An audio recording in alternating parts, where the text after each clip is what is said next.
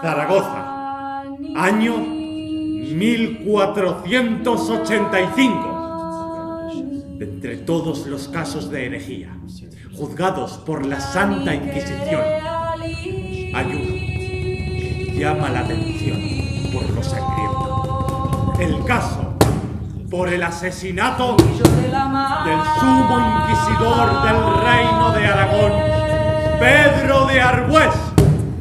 De chico se hará grande. Ten piedad de nosotros, Señor. Ten piedad de nosotros, Señor, protege a tu pueblo. Señor, protege a tu pueblo.